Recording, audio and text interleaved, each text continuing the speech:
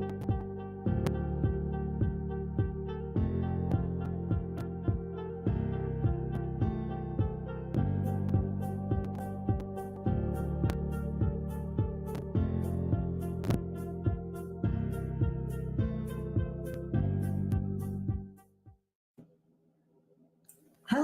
and welcome to the AI chat. I'm Micah Hansen and I have joining me the amazing Dan Ray, who brings us all together with the Microsoft Speakers Club. How's it going, Dan? Hey, great. How are you? Good. Thanks for helping put all this together. And I'm also joined by the amazing Frank Falvey, all the way from Ireland. Hi, Frank. Hi, Micah. Happy to be here. How are you? Happy New Year. Happy Friday. Very good. It's a little later Frank's time, right? Yeah, it's like Friday night. Yeah, it's just after 8 o'clock here in Ireland at the moment. That's great. Oh my goodness, I am really excited to hear about some of these new discoveries in AI. I know you've prepared some information that you've found recently, new things that are coming out, and I can't wait to hear. So if you're ready, Frank, you can take it away. Okay. Dan, could you put the PowerPoint Yeah, up? let me see if I can pull that up real quick here, Frank, because we tested it two different ways, I guess. So let's see if Yeah, so I've got my downloads. the latest stuff in artificial intelligence in the news in the last 4 days. Some really amazing stuff coming down the track.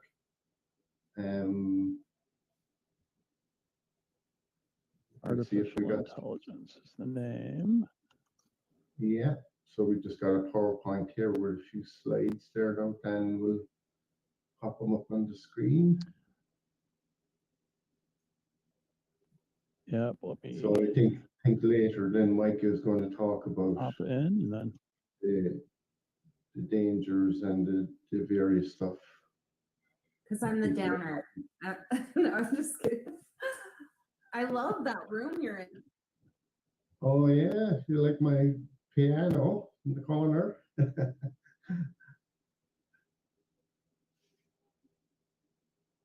There we go, Frank. Okay, so there we are. The first one that I thought was very interesting was ChatGPT AI. It can actually help to screen for Alzheimer's, which is just amazing. Like, because somebody with Alzheimer's, if they're diagnosed very early, they can get a very good outcome because they can treat them early.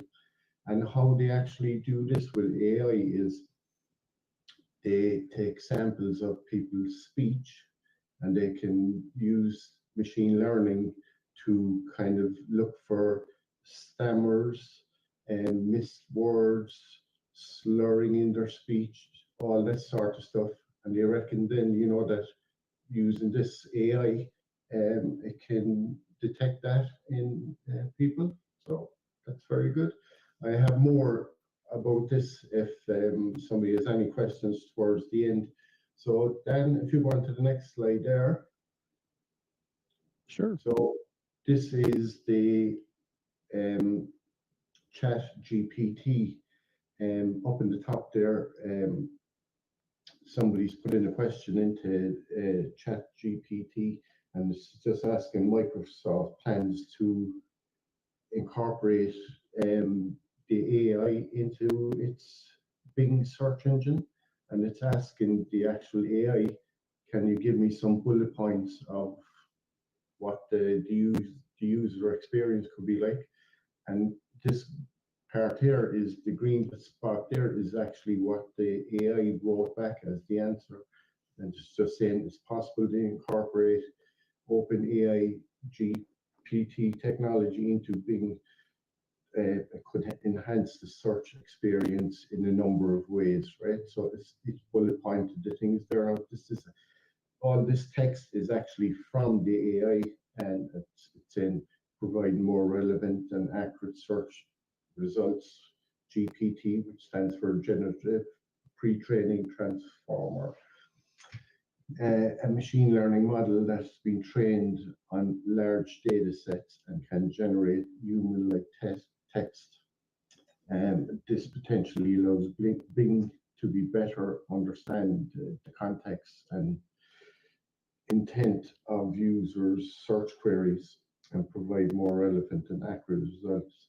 Offering natural language search, GPT has the ability to understand and respond to human language in a natural way. So that's the AI is after learning all the stuff from, from big data sets about people or whatever.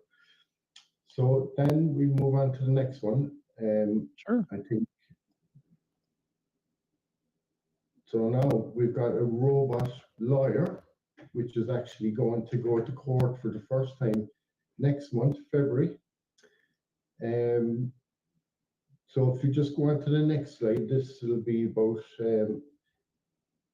It's been around. This robot lawyer has been around in the UK since 2015.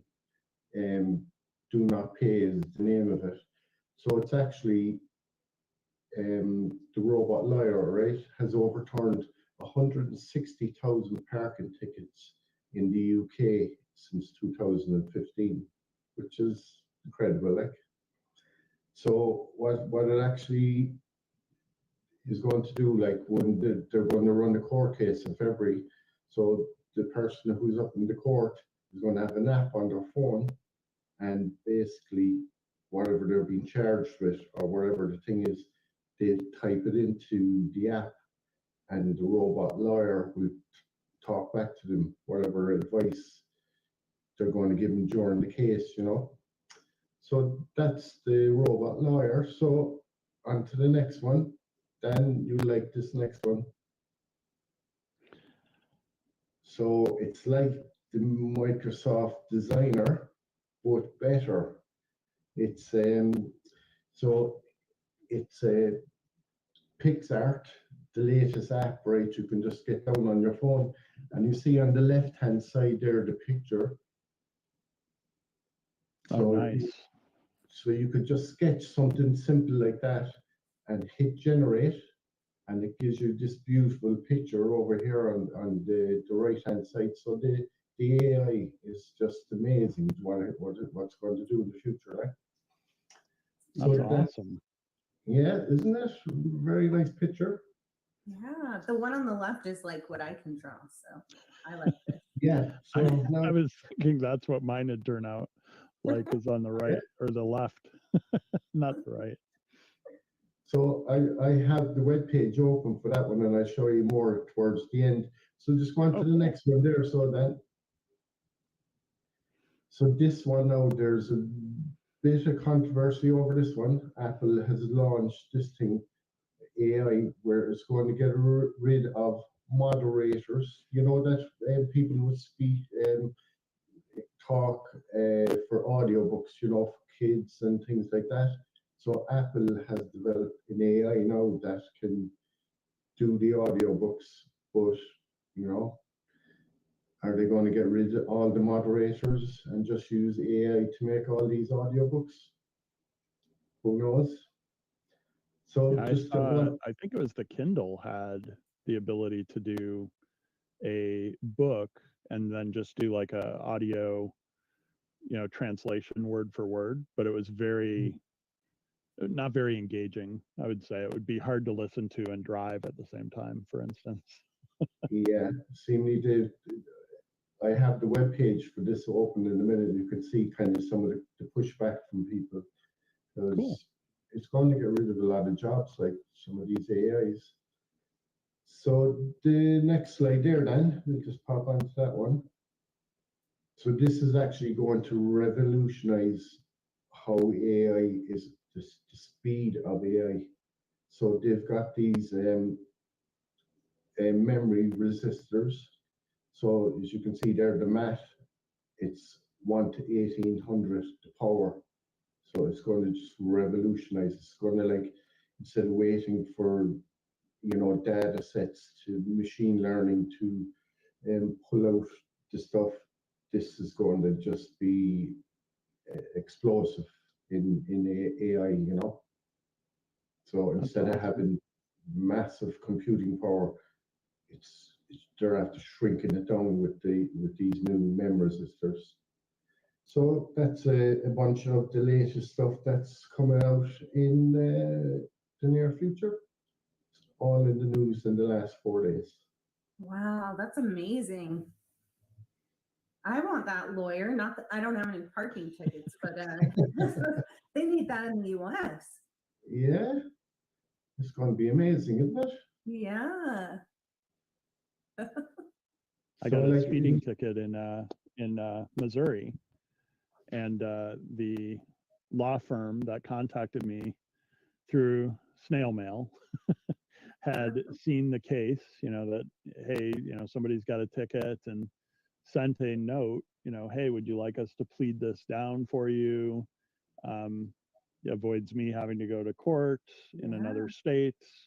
And I thought, that's a perfect use of, obviously somebody's either scanning those records and sending out these notes somewhat generically, or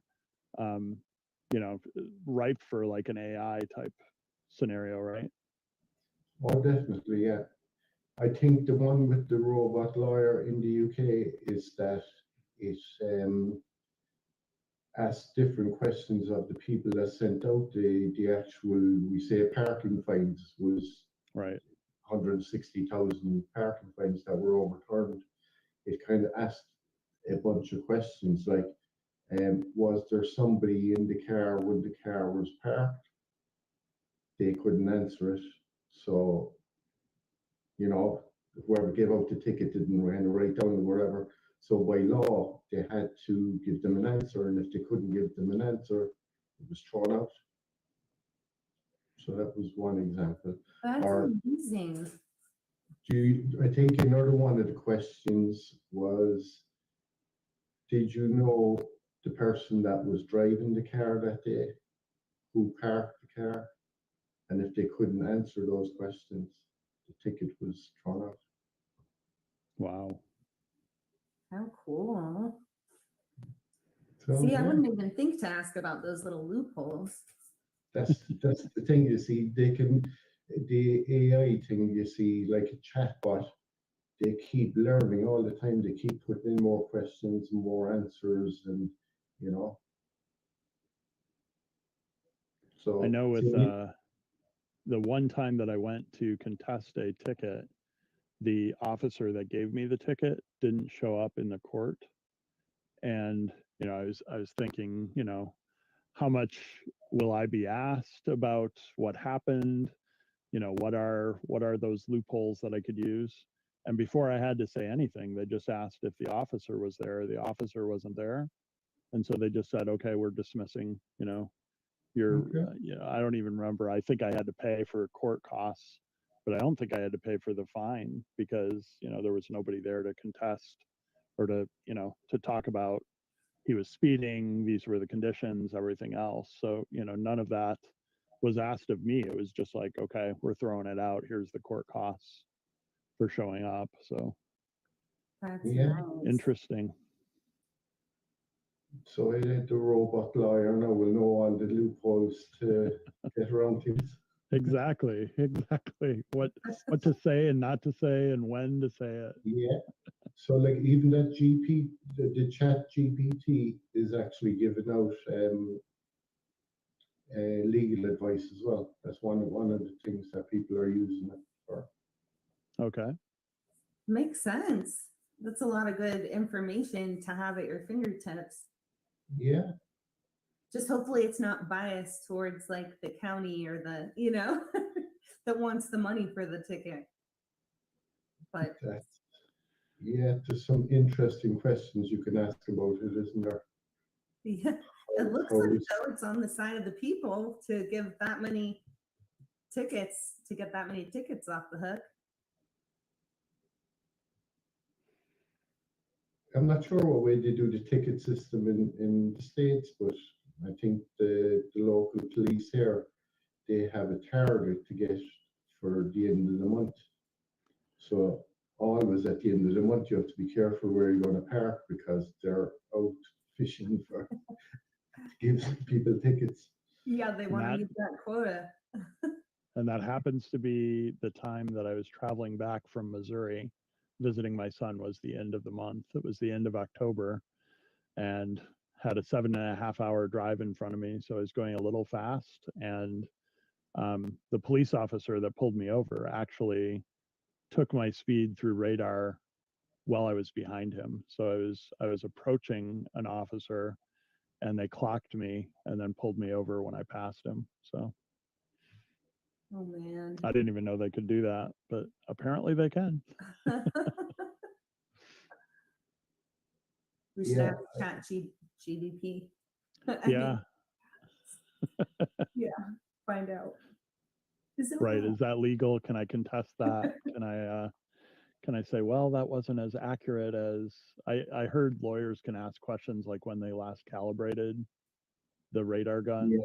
Yeah. You know, so producing those types of, and whether they have to do that on the spot or whether they have some time to go do that. I'm not sure what all the tricks are there, but Yeah. I've heard There's, stories.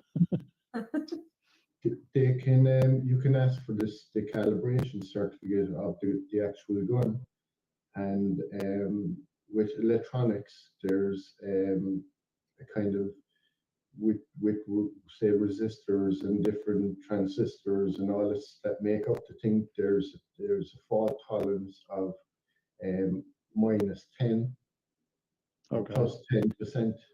So like if you were speeding and just say it was 100 kilometers was the speed limit, and you were doing 110, you could actually get away with it because the fault tolerance of the electronic device is within the 10, -10 or +10 range.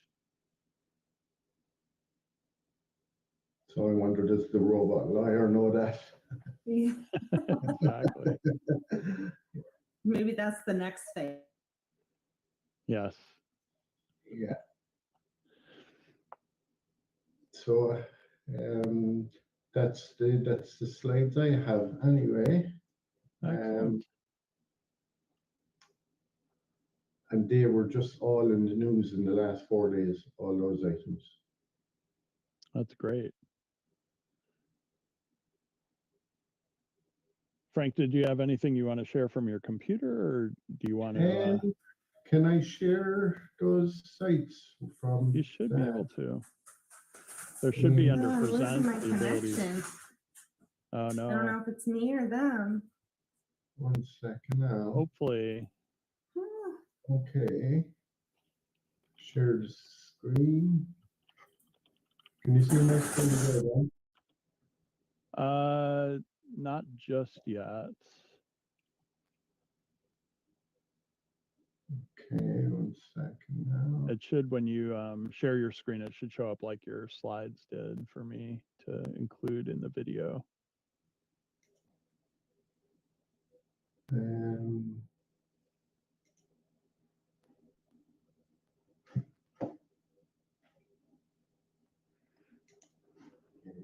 There, it looks like we got Micah back. Sorry, is that And your me? screen. I think it was you, Micah. Oh goodness, I keep calling Comcast and my internet looks great, but guess it's not. I need to call Okay. them Can again. you see that Yeah. screen? Oh, then Yep. Yep. Uh-huh. that was the one about the audiobooks there. So it's got a link here where it's got the catalog of books that it's actually after putting out, you know. I wonder what the narrator sounds like. It's crazy. So these are some of the books.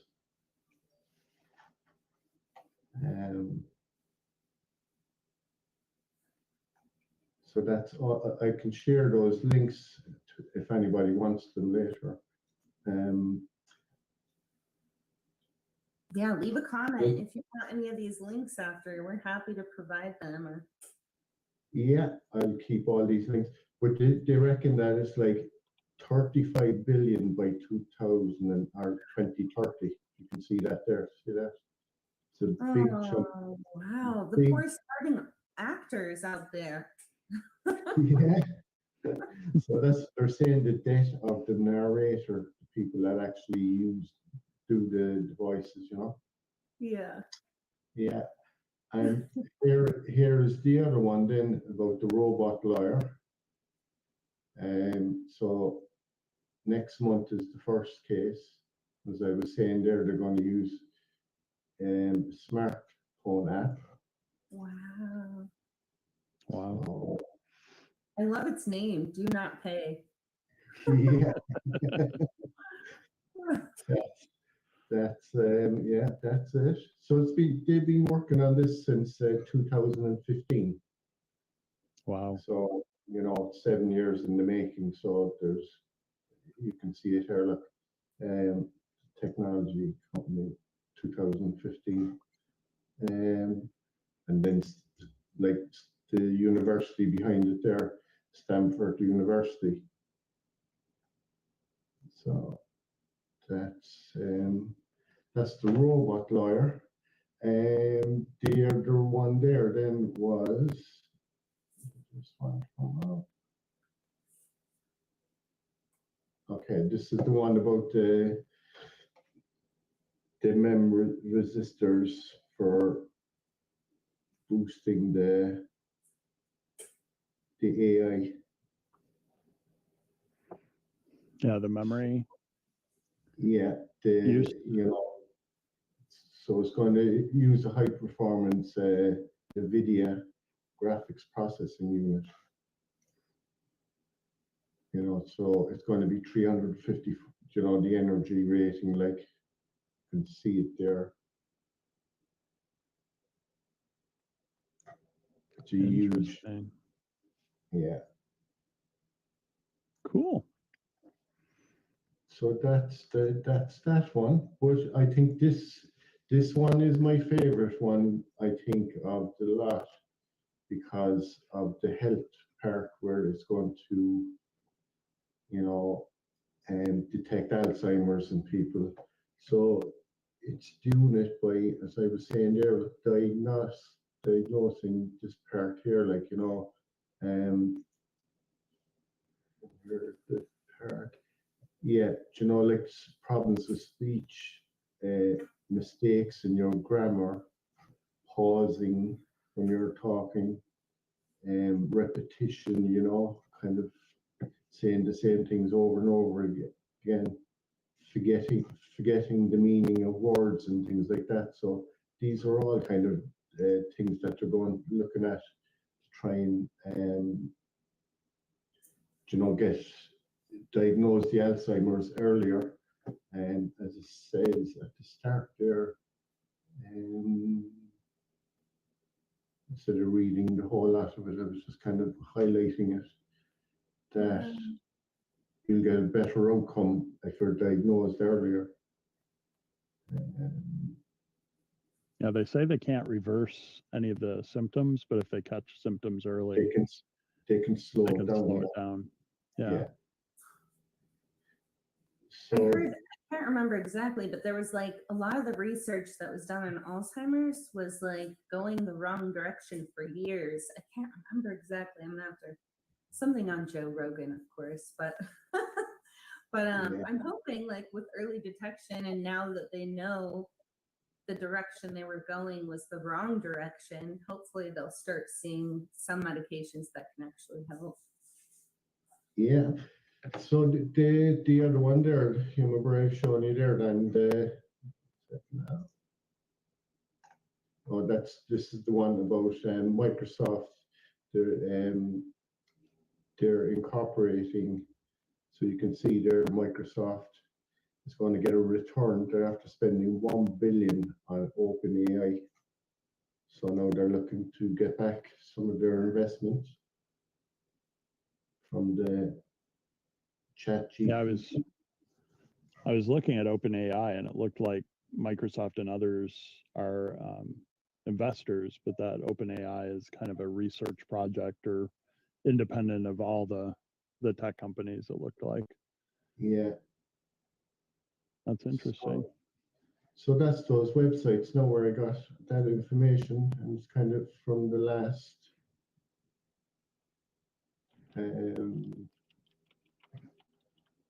4 days they were out.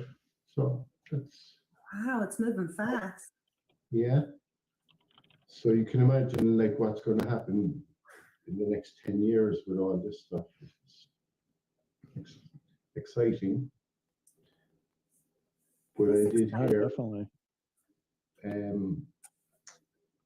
think it was 2016 when they started working on that chat GPT, and what's his name, Elon Musk, he tweeted, what he said was, yikes. Yeah.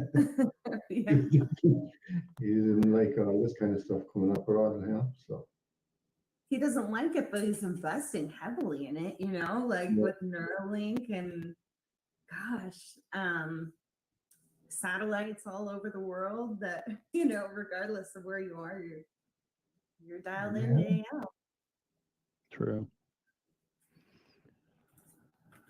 I just got my verification check mark from Twitter. It took, I want to say it was probably 3 or 4 weeks.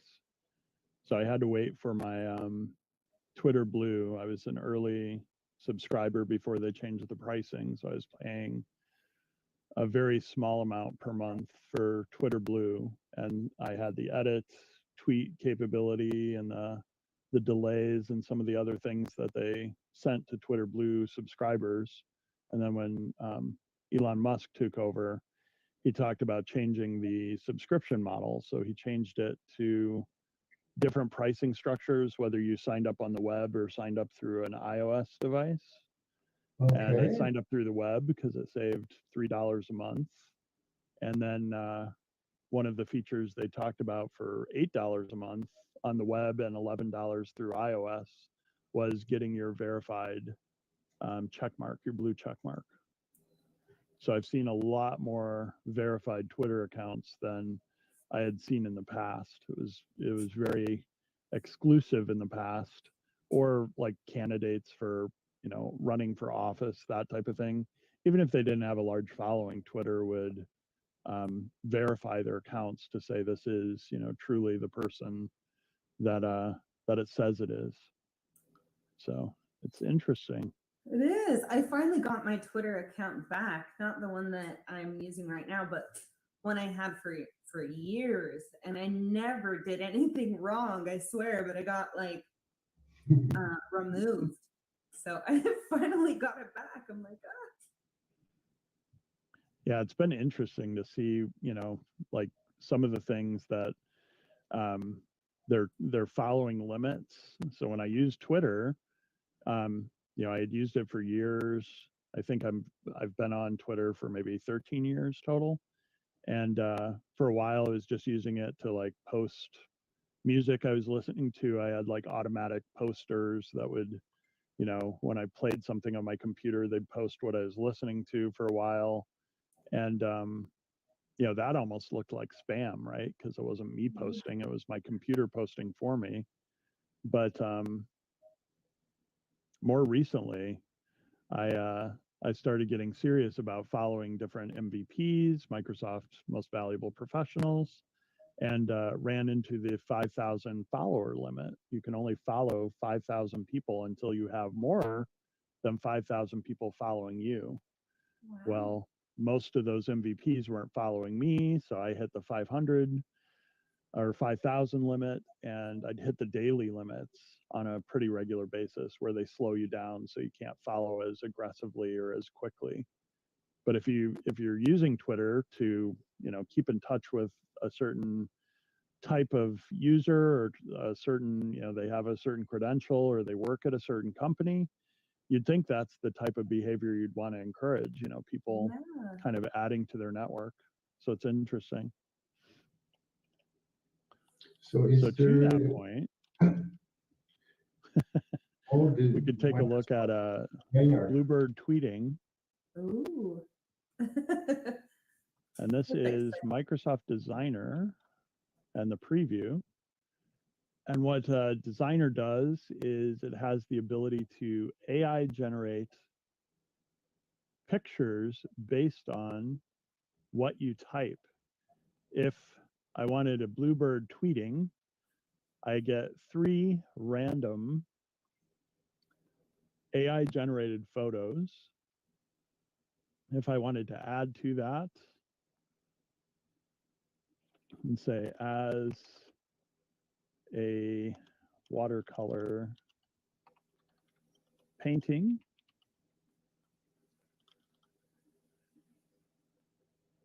this understands and gives you all sorts of tips about what the DALL-E AI behind the scenes can do. And then I can use these previews. Looks so nice. Yeah. And then customize in Designer. Once you have the preview, you can download. In this case, I can download a GIF, an MP4 because there's some movement, or I can download it as just a single picture file. And then once you download this, you actually get 3 invites that you can send to other people in your network. So as the Microsoft Speakers Club, we have a number of people that have gotten into the preview. Frank and Micah, I believe you're both in it, correct? Yeah, I'm in my desktop background with it. Cool. Awesome. I've used it to make, you know, if I'm doing any kind of postings or wherever, I use the Designer now to make the kind of logo for the top of it, which is very helpful. That's yeah, cool. it's good for that.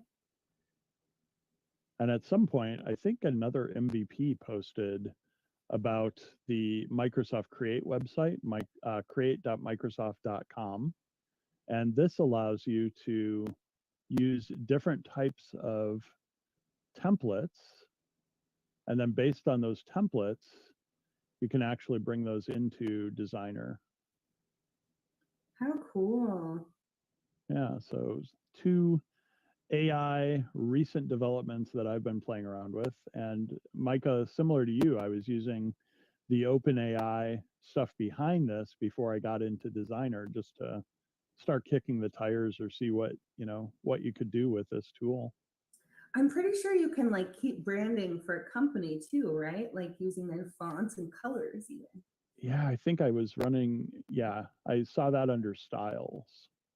So there's a way to create a brand kit. There's even when you're doing text, you can bring in the font that you choose to use. And they even have the new fonts that Microsoft released about a year ago now, to have a new default font in the Office apps. I haven't heard an update on when that default font will be chosen, and then whether, you know, they might surface that in a little easier way to change the default either back to something else or choose amongst the 5 fonts that they had commissioned.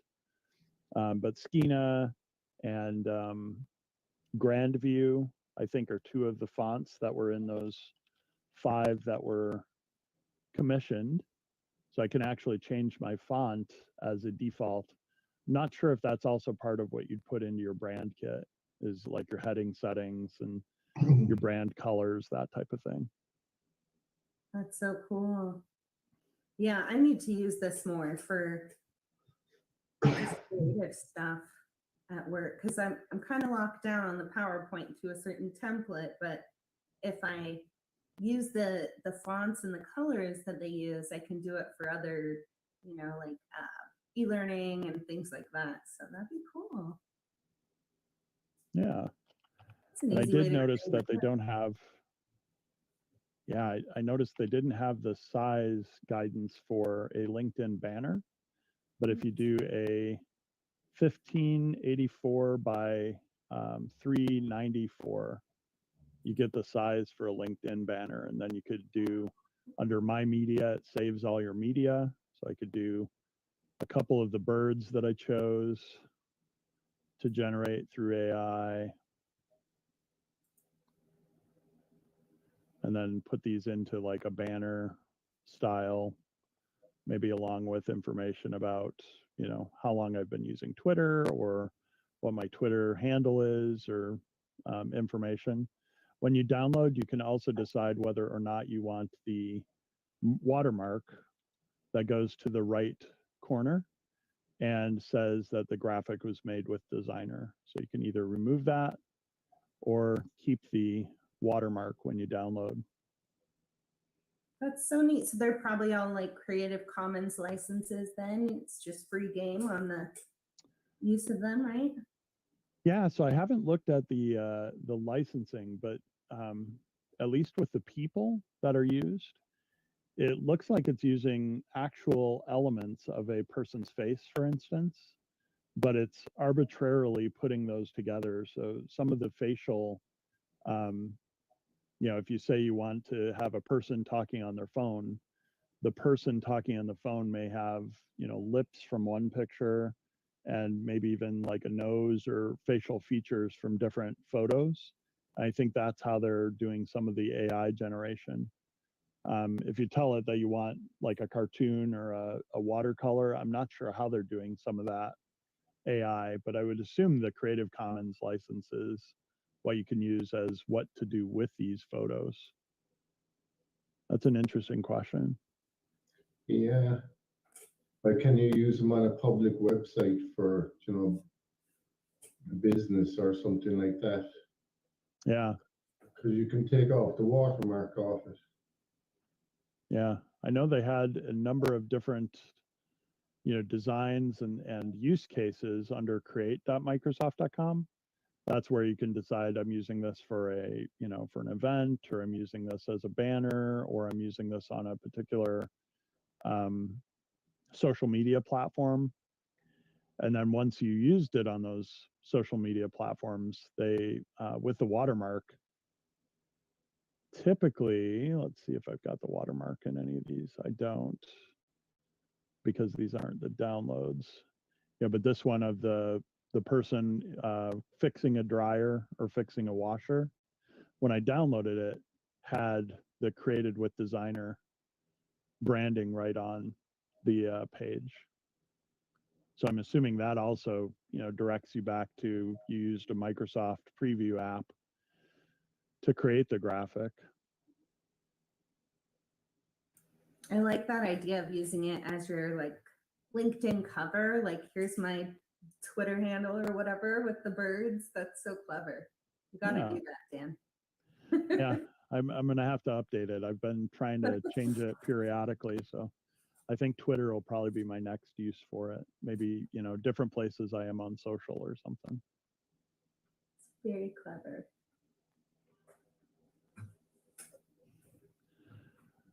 Well, cool. Mike, I know we were talking about having another guest on. I'm not sure if family or professional things pop up. I know we were talking about your week as well, and I'm glad you were able to join us. And it looks like we've gotten you on a stable internet connection too. Thanks. Yeah. I had to leave my VPN, so now I'm good. I think that was the problem.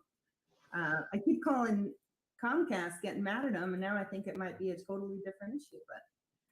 But yeah, things come up. I mean, I totally get it. So let's just, if you don't mind, I wanted to kind of show something that I thought was fun. So like, I've just been really interested in the Chat GPT and kind of what that's all about, and kind of on the same lines of what you and Frank have been talking about with Dolly also, and just everything that's going on with our capabilities right now. I'm just going to go ahead and share my screen. Can you guys see it okay? Yeah, let me add it in there. There it is. Yeah. Okay, perfect. All right, so I thought this would be kind of cool. I don't know, I've been going down rabbit holes lately about AI, about all sorts of things. There's just so much information on the internet, and it's kind of crazy. Like some of these conspiracy theories and these really big worries, it's like, I'm not going to buy into anything, but I am going to do a little bit of research. So I thought it was kind of fun to see what are the risks of AI for this specific example? And as I started doing it, I did not expect just going in here and chatting that it was going to give me numeric reasons for what some of the risks could be. And a lot of them were things that I had been thinking about. So, and that Frank, you mentioned with job displacement for the poor narrators, right? So there's certain tasks that are going to be that were previously done by humans that will be less likely done. Now, you don't have to worry so much if you're a chief executive, a clergyman, a graphic designer, although I do question the graphic designer one a bit with Dolly, but some of the ones they're saying are definitely a little more at risk are like accountants, advertising salespeople, benefit managers. There's a lot of software that can do a lot of that now. Couriers, maybe with the advent of, self-driving vehicles, customer service executives, you see those robot chats a lot more lately, data entry, doctors, that was a little surprising to me, but I guess there are some very well created machinery now that can perform surgery. So yeah, I was just wondering a little bit about it, and I didn't expect it to go so in depth and be quite so honest. So that goes to the next one, bias. Well, it seems like at least so far, Chat GPT doesn't have a ton of bias if it's being quite so upfront about the risks. So I thought that was kind of cool. So yeah, I took all of these: security, vulnerability to cyber attacks, lack of accountability, and I just put like each word on its own slide. And then I used Dolly to go ahead and ask it a few questions about, let's see, I think I did my Microsoft account. About, to help me create some images that would be relevant to this. And I got some really creative things. It's kind of cool. Like Dan, you were talking about how the people can have different facial features that are like combined with other people. And I definitely saw that in this PowerPoint. You'll notice like on this one, the faces are kind of crazy. And it definitely kind of set up like, what are the greatest risks associated with that AI? Dun, dun, dun. I just typed in for this one, like a robot driving a horse into space, colorful robot. And this is what I got. Wow. But it's so cool. You could just throw a picture, throw some words on there.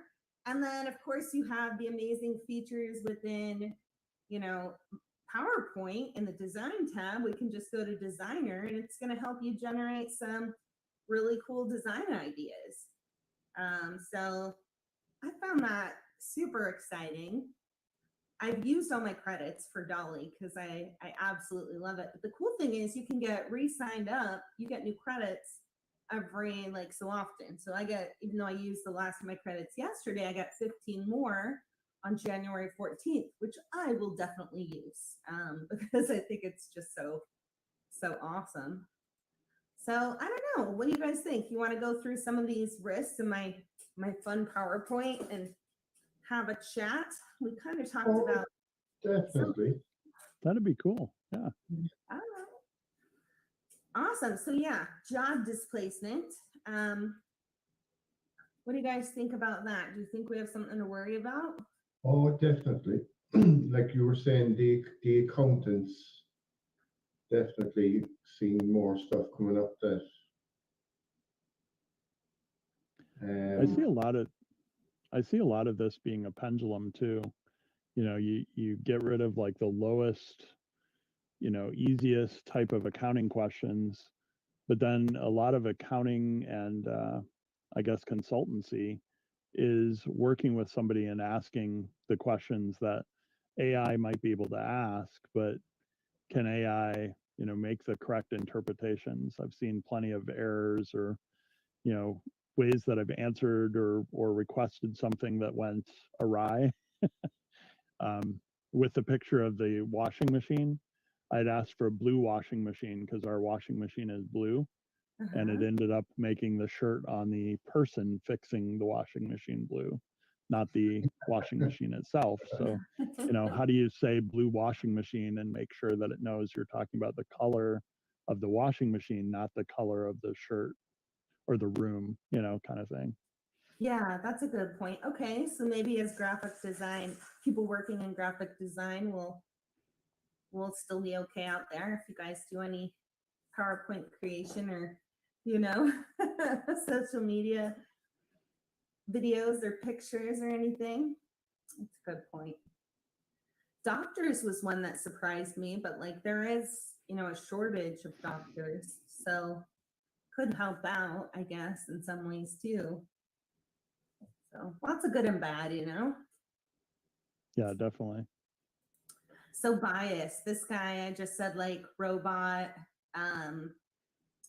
I think I even just put in like bias or something, and I got this chaotic photo, which was kind of fun. I don't see too much bias yet, but it's like there's a part of me that's overly paranoid, just which I think can be a good thing to a degree. That it depends on who's programming it, right? But it seems like with Chat GDP, they're really trying to have like a broad base of people not only testing it but working there, so they get like a wide perspective on what people might ask and what's valuable culturally and how people would respond. And so we'll see. I think it's done a pretty good job so far. I don't know if any of you saw that movie. It's out a good few years ago now. It was the operating system Her, Her, and Charlotte Johansson was the voice behind it. I have See that? not I saw watched that. that. Did you see it, Dan? Yeah. I gotta see it. I wanted to see that one. Yeah, it's like, if you want to talk about bias in computers, she took over your man's life, basically. It's definitely worth a watch when you're talking about AI. Yeah, and they Yeah. just released a new one called Megan, and the E in Megan is like a 3 or something. Yeah. And it's like a horror. It's like Chucky for this century, I guess. Yeah, it's like a kid. My daughter's like, Yeah. I kind of want to see it, but I don't. I'm like, no, you don't. You're 7. Yeah. Yeah, I think it's rated R too, Yeah. if I'm not mistaken. But it's having commercials come up on, places that kids would be. So it's a little surprising. Yeah, I didn't confirm the rating, but I had the impression it might be certainly rated for more than a 7-year-old, right? Yeah. And nightmares and other things that could happen. But yeah, bias is interesting.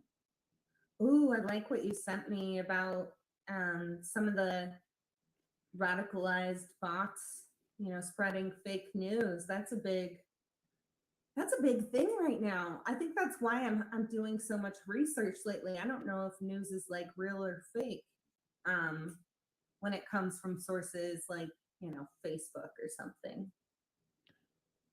You mentioned, was that you who sent that, Dan?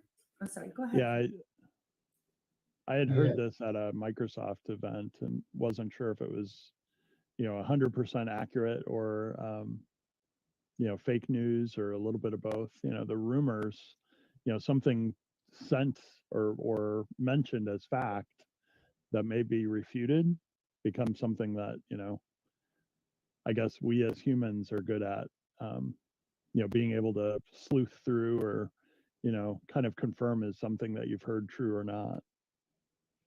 Yeah. Yeah, like my Meta here in Ireland were fined $380 million. Wow. For using people's data, this GDPR thing, they were kind of exporting the data from Ireland or Europe over to America using it. Oh, wow. Yeah, that's a good one for security. Yeah. That's crazy to think about. That's a big fine, but good, good. About lack of accountability. So this one I just typed like a bunch of people and animals and robots pointing at each other.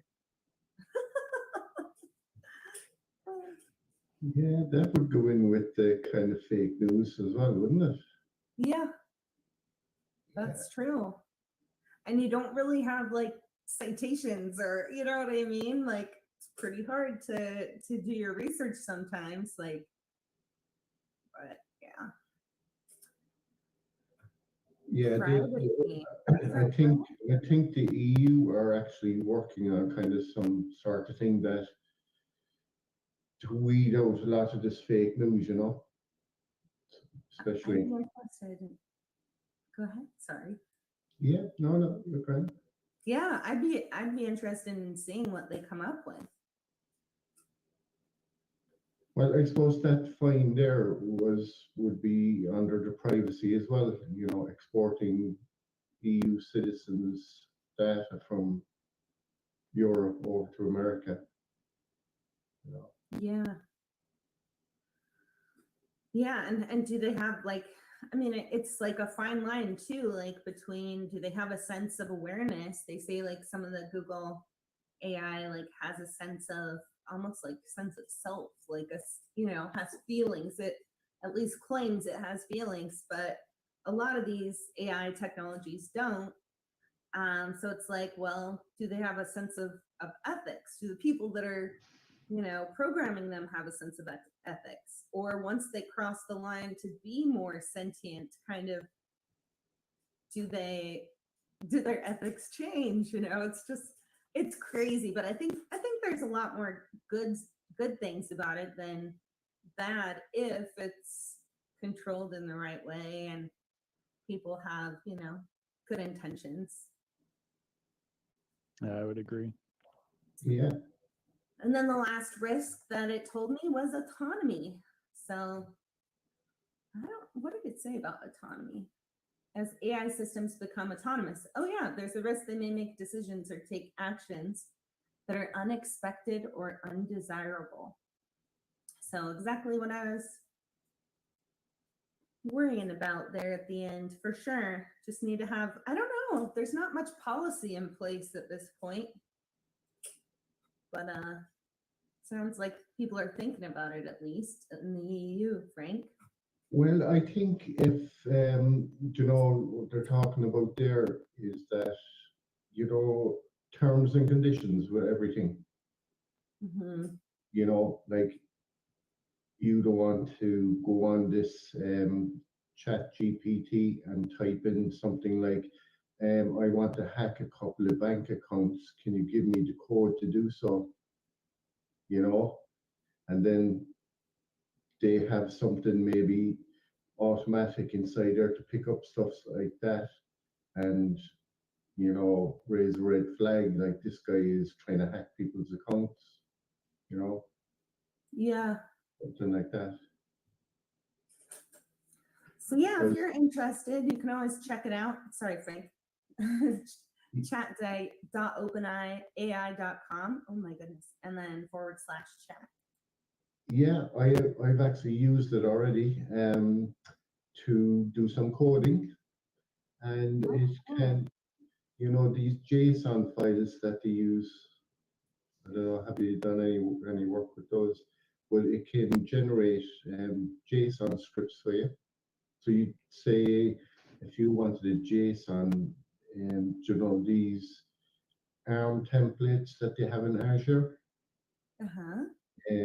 they're JSON files. So they be, say if you wanted to make a storage account, a blob storage account, and you want to, you know, the name of it, we might call it Journey to the Cloud Blob. You could say make a JSON file and name it this, and I wanted a blob storage, and I want to store it in East US, and you know that stuff, and it'll generate the scripts for you, so which is cool. That's amazing. Yeah, because I'm not much of a coder. I can't really really code, but I'm familiar enough with Azure concepts that if I could just tell Chat GPT to do that, that'd be cool. Yeah, it can do the scripts here. You can just ask it to, if you type in, you have it live there now, have you? You Type could just in what? Sorry. just type in, can I see a sample of a JSON script? Hopefully it doesn't mind my case. No, yeah. There you go, it's generating it there now. Ooh, that's so neat.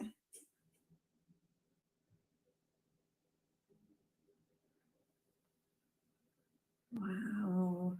Yeah, Frank, I think the example I did with you was tell me 5 keyboard shortcuts for Microsoft Teams. Yeah, And Micah, to your point, not only did it know that I only wanted 5 because there's literally hundreds of keyboard shortcuts, but it listed out 5. Cool. Were they a good set of 5, you feel like? Some of your favorites? They weren't too bad. One of them was the Control E, which is probably my favorite, and takes you up to the search box from wherever you are in Teams. So anything that you can type in that upper search box in the middle of Teams, you hit Control E and you're sitting there where you can type in something, making it quicker than grabbing your mouse, figuring out where your mouse is, pointing to the search button, clicking, and then typing. So That's awesome. yeah, the other 4 were ones that didn't stick with me. It was like I don't remember if mute was one of them. I'd have to look up what I got back.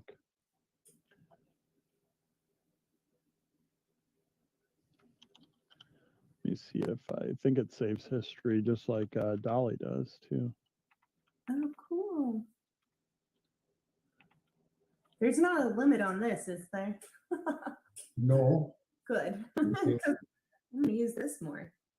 they want people to use it more so that the more information that's inputted, the more information it'll get to train the machine learning part of it to generate more stuff. That's So, smart. Mike, could you just type in what is the most popular things or the most popular maybe stuff that people are looking up on Chat GPT?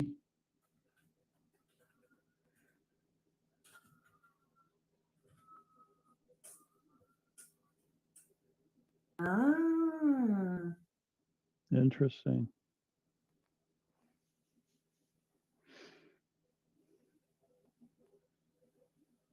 Oh, that's cool. There- That's kind of there's- secure. there's the privacy part. Yeah, that is cool. Yeah. All right, I'm gonna be optimistic.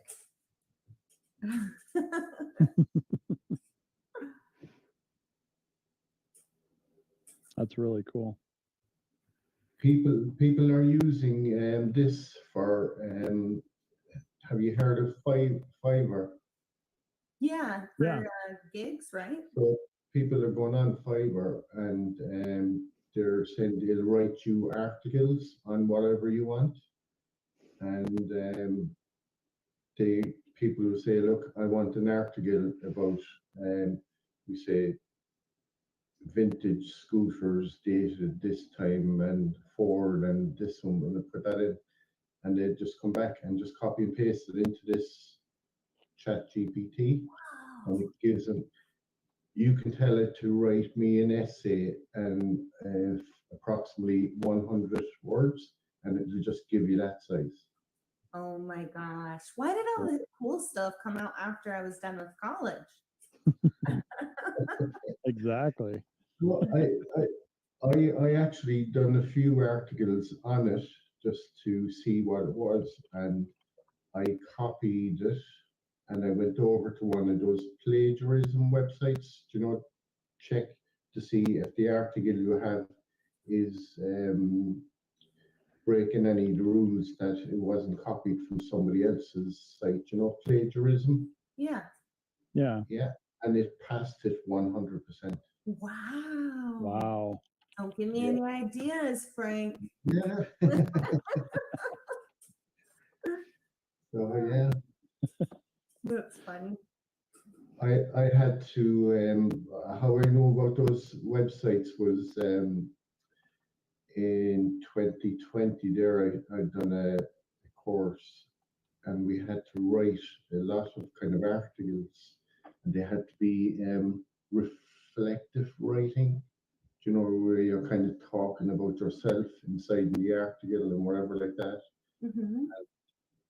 But when you write it, like you might have heard something, you know, from some other website or whatever, but you had to copy the whole thing when it was finished and go over to one of these plagiarism websites and paste in your article that you wrote, that it wasn't, you know, nobody else wrote it, like that you didn't steal it or, you know. So chat GPT is unique. It's That's cool.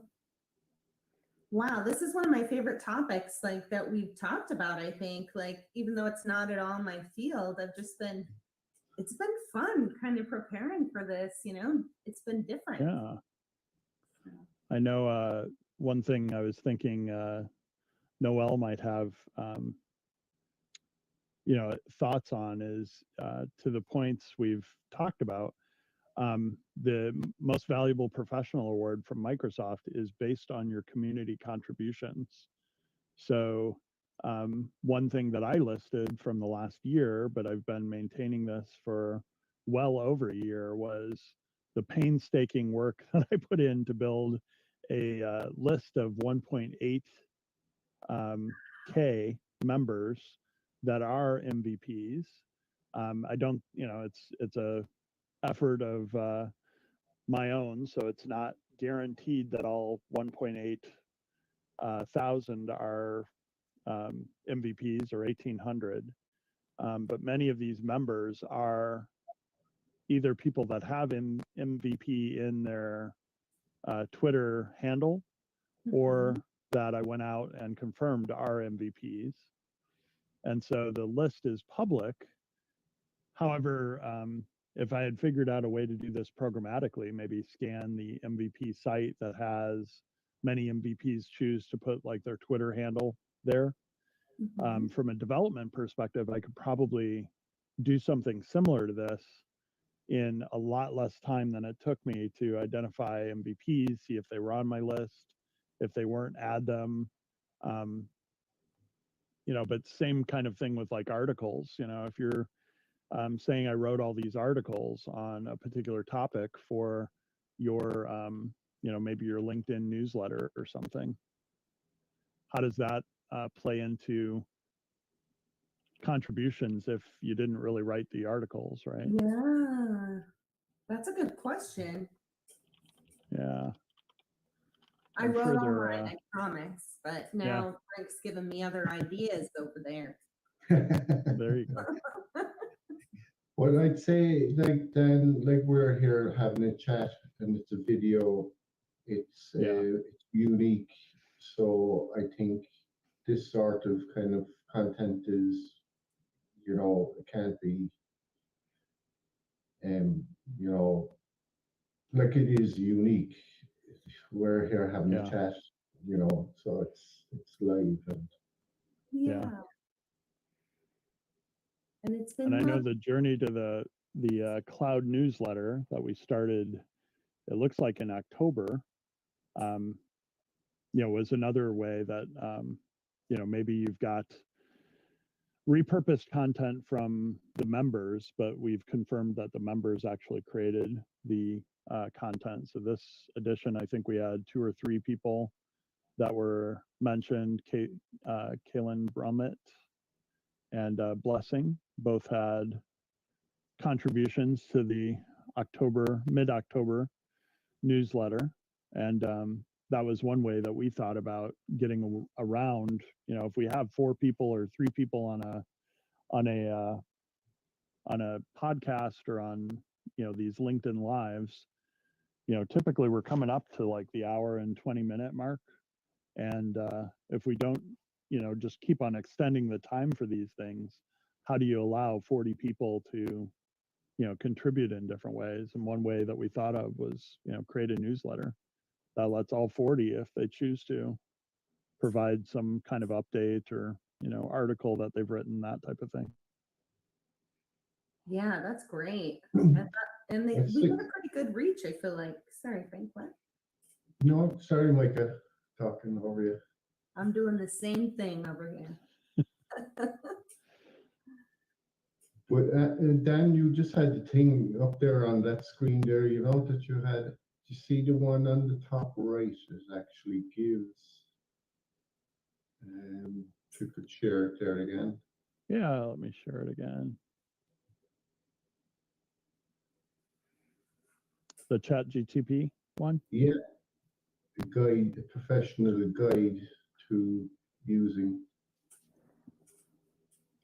Yeah, Allie K. Miller was, she was at Amazon, and I believe Noelle knows her. Oh, cool.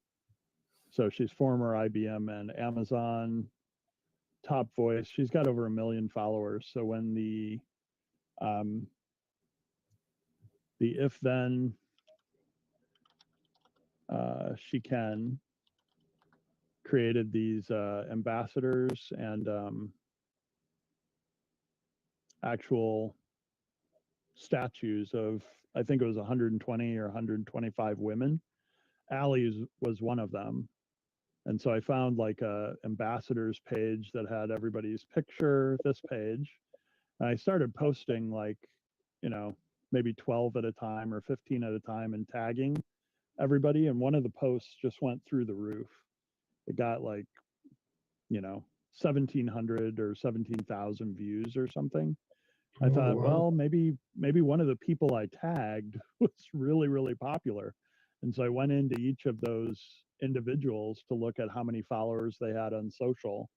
And Allie has over 1 million. So I think she was the reason that one of those posts really went, more viral than the other ones. That's awesome.